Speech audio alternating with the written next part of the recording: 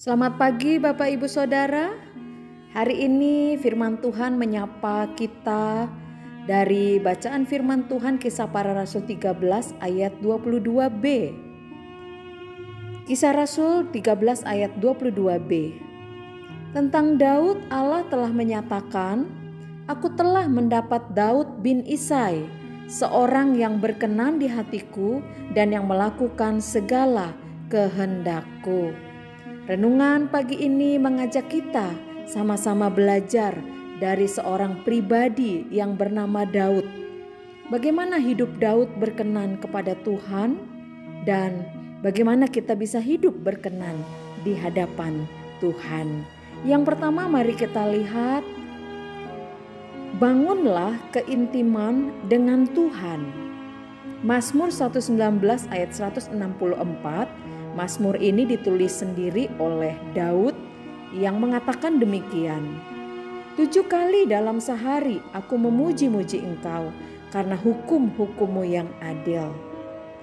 Daud mempunyai hubungan yang intim dengan Tuhan. Dia mengatakan bahwa 7 kali dalam sehari dia memuji-muji Tuhan.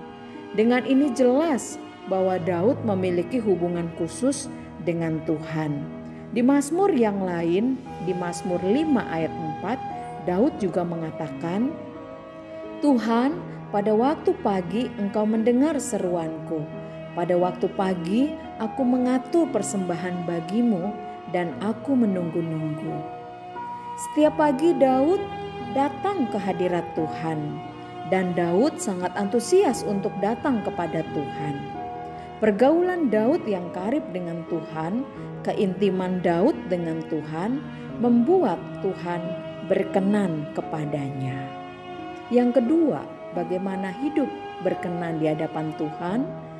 Hiduplah percaya, berserah dan bersandar kepada Tuhan. Setiap orang, siapapun dan keadaan apapun pasti punya masalah. Demikian juga dengan Daud.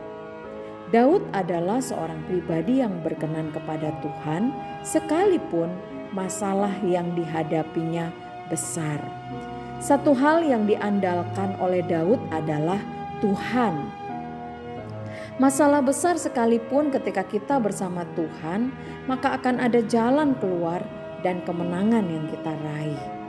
Tuhan hanya mau kita sabar dan percaya kepada Tuhan. Jangan andalkan siapapun selain Tuhan. Dan yang ketiga, hidup dalam kerendahan hati. Daud memiliki kehidupan yang rendah hati terlihat ketika ditegur oleh Nabi Nathan. Karena kesalahan yang dibuat dengan istri Uria yaitu Betseba, Daud berani mengakui dan minta ampun serta bertobat kepada Tuhan. Kesombongan dan kecongkakan itu dibenci oleh Tuhan kita.